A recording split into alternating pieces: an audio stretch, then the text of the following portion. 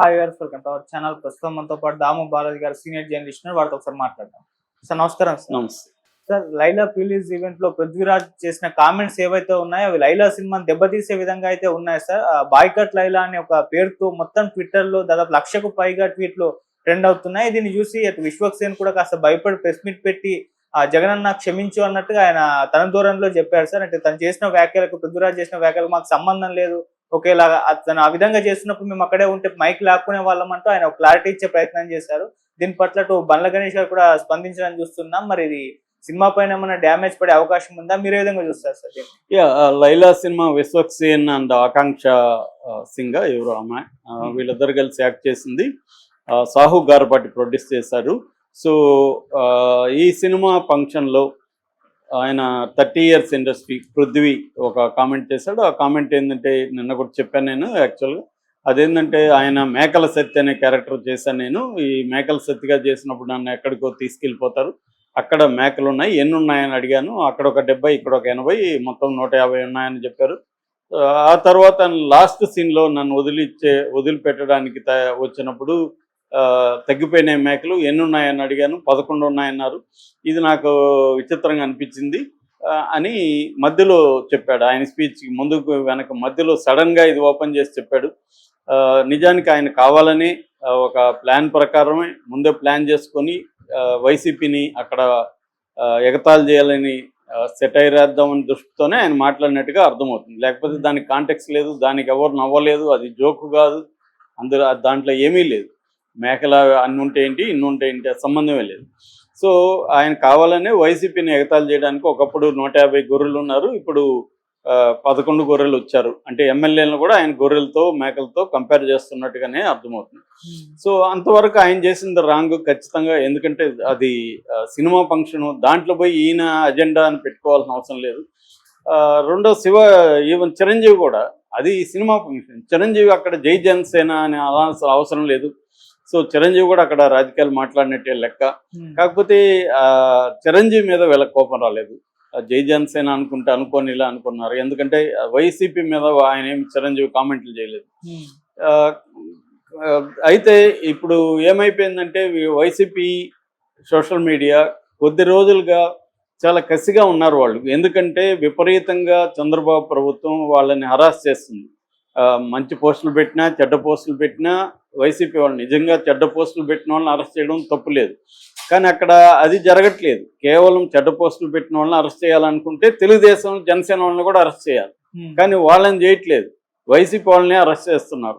అది కూడా ఏ పోస్ట్ పెట్టినా కూడా అరెస్ట్ చేసేస్తున్నారు. ఈవెన్ బ్యాడ్ పోస్ట్ వరా రవీందర్ ఇట్లాంటి వాళ్ళని అరెస్ట్ చేయడంలో తప్పు లేదు, ఎందుకంటే వాళ్ళు వ్యక్తిగతంగా దాడులు చేశారు. అలాగే యువతలు కూడా చాలామంది తెలుగుదేశం నుంచి కూడా దాడులు చేసిన వాళ్ళు, భారతిరెడ్డి గురించి, అవినాష్ రెడ్డి గురించి దారుణంగా కామెంట్స్ చేసిన వాళ్ళు ఎవరిని అరెస్ట్ చేయలేదే. సో క్లియర్గా చంద్రబాబు ప్రభుత్వం కక్షగట్టి జగన్ సంబంధించిన సోషల్ మీడియా వాళ్ళని అరెస్ట్ చేస్తుంది. దీనికి వీళ్ళు చెప్పే సమాధానం గతంలో జగన్ కూడా ఇలాగే చేశాడు. జగన్ కూడా అలాగే చేశాడు. జగన్ కూడా తెలుగుదేశం వాళ్ళని అరెస్ట్ చేశాడు ఇలాగా సోషల్ మీడియా వాళ్ళని. ఇప్పుడు చంద్రబాబు అలా. అందుకే వీళ్ళిద్దరికీ ఏ రకమైన తేడా లేదు. జగన్కి, చంద్రబాబుకి, పవన్ కళ్యాణ్కి ఏ రకమైన తేడా లేదు, అందరూ ఒకటే. అలాంటప్పుడు జగన్ను వదిలేసి వీళ్ళకి ఎందుకు ఓట్లు వేయాలన్న ప్రశ్న వస్తుంది కదా. నువ్వు జగన్ కంటే బెటర్గా ఉన్నప్పుడే కదా వీళ్ళకి వేయాలి. జగన్ ఇప్పుడు ప్రధానికి జగన్ సర్వనాశనం చేశాడు కాబట్టి మేము ఎలక్ట్రిసిటీ రేట్లు పెంచుతున్నాం, రిజిస్ట్రేషన్ ఛార్జీలు పెంచుతున్నాం, ఇప్పుడు మందు పెంచుతున్నాం, నాకు డెవలప్ చేయడం రాదు, డెవలప్ చేయడం సంపద సృష్టించడం ఎవరైనా చెవులో చెప్పండి, అభివృద్ధి చేయాలంటే జగన్ అడ్డుపడుతున్నాడు, కంపెనీలు రావాలంటే జగన్ అడ్డుపడుతున్నాడు, జగన్ మంత్రం చెప్పిస్తూ కాలం గడిపేస్తున్నారు అనేది అర్థమవుతుంది. సో ఈ కాంటెక్స్లో వైసీపీ పరిస్థితి ఏంటంటే అది ఆల్ టైమ్ లోలోకి వెళ్ళిపోయింది. సో కానీ వైసీపీలో ఉండే వాళ్ళకి ఎప్పుడైతే హరాస్మెంట్, మామూలుగా ప్రభుత్వం హరాస్ చేసినప్పుడు 2 రకాలు ఉంటాయి. ఎందుకంటే నేను నక్సలైట్ పార్టీలో కూడా తీసాను. ఈ హరాస్మెంట్ ఏం చేస్తుందంటే లోపల కసిని పెంచుతుంది. మరింత ఒక మాదిరిగా ఉండేవాడు కూడా మరింత కసి. చూసేశారు, ఒకసారి పోలీస్ స్టేషన్ చూశారు, దెబ్బలు చూశారు, జైలు చూశారు, ఇంతే కదా చేస్తారు మహా అంటే. కానీ చేసుకోరా అని తెగించినప్పుడు ఏమవుతుంది, మా ఊర్లో సామెత ఉంటుంది, తెగించినోడికి తెడ్డి లింగం అని.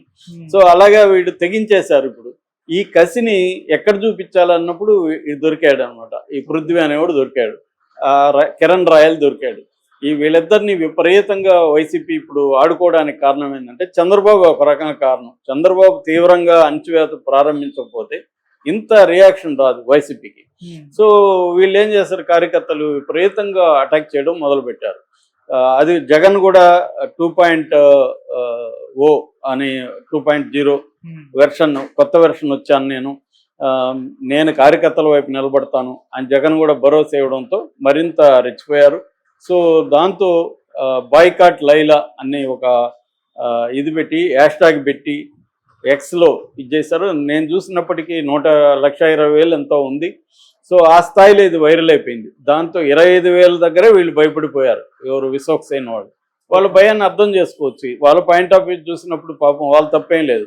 విశ్వక్సేన్ ప్లాన్ చేసి మాట్లాడించలేదు, ఆ సాహుగారిపాటి ప్లాన్ చేసి మాట్లాడించలేదు వాళ్ళు. అందుకని ఇప్పుడు బయటకు వచ్చి మీటింగ్ పెట్టి సారీ చెప్పి, సారీ జగన్ సార్, మేము మాకు తెలియదు. రెండోది ఆయన మాట్లాడినప్పుడు మేము లేము అక్కడ, మేము చిరంజీవి గారిని రిసీవ్ చేసుకోవడానికి పోయినాము.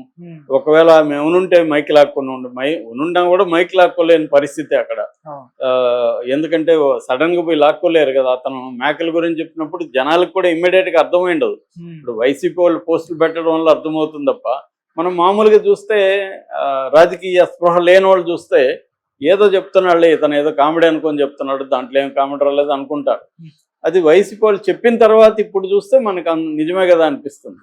సో అలాగా వాళ్ళు వాపోతున్నారు, కానీ వీళ్ళు వినే మాట లేదు. దీని సందర్భంగా బండ్ల గణేష్ చాలా కాలానికి ఒక మంచి ట్వీట్ చేశాడు. అదేంటంటే, ఇలాంటి రాజకీయాల్లో ఉన్న వాళ్ళ దగ్గర మాట్లాడించకండి, మీరు ఒకవేళ మాట్లాడినా కూడా రాజకీయాలు మాట్లాడొద్దని ముందే చెప్పండి అని ఆయన సలహా ఇచ్చాడు. దీనివల్ల ప్రొడ్యూసర్లు లాస్ అవుతారు అని. అట్లాగే వైసీపీకి కూడా ఆయన విజ్ఞప్తి చేశాడు ఇండైరెక్ట్ గా, సినిమాగా చూడండి అని. అది కరెక్టే, కానీ వీళ్ళు ప్రతిసారి రాజకీయాలు మాట్లాడుతున్నారు అనేది వైసీపీ పాయింట్. ఇది ఒకటే కాదు, గతంలో పవన్ కళ్యాణ్ గేమ్ చేంజర్ అప్పుడు పవన్ కళ్యాణ్ రాజకీయాల్లో మాట్లాడాడు. ఆయన వేరే అసలు మాట్లాడలే, రాజకీయాలు మాట్లాడాడు. దాని తర్వాత రిపబ్లిక్ టైంలోనూ పవన్ కళ్యాణ్ రాజకీయాల్లో మాట్లాడాడు. నిన్న చిరంజీవి కూడా జై జనసేన అనాల్సిన అవసరం లేదు, అదేం జనసేన సభ కాదు కదా అది. సో అనాల్సిన అవసరం లేదు. అంటే మీరు ప్రతి సినిమా ఫంక్షన్ని రాజకీయాలకు వాడుతున్నారు అనేది ఈ నేపథ్యం లేదంటే వైసీపీ సినిమా ఇండస్ట్రీలో చాలా మంది మీద కోపంగా ఉంది కాబట్టి దీన్ని ఉపయోగించుకున్నారు. ఇక్కడ రేవంత్ రెడ్డికి కూడా అదే వ్యవహారం. రేవంత్ రెడ్డి కూడా సినిమా ఇండస్ట్రీ మీద కోపం ఉంది కాబట్టి అల్లు అర్జున్ ఎపిసోడ్ని ఆయన ఉపయోగించుకున్నాడు. సో అందువల్ల వీళ్ళ ఆగ్రహం ఓన్లీ ఈ పృథ్వీ మీదో లేకపోతే లైలా మీదో కాదు, ఓవరాల్గా సినిమా ఇండస్ట్రీ మీద, పవన్ కళ్యాణ్ మీద దీన్ని ఉపయోగించుకోవడానికి. నెక్స్ట్ ఇంకెవడో కూడా సినిమా ఫంక్షన్లలో రాజకీయాలు మాట్లాడకుండా ఉండాలంటే దీన్ని అటాక్ చేయాలనే ఒక వ్యూహంతో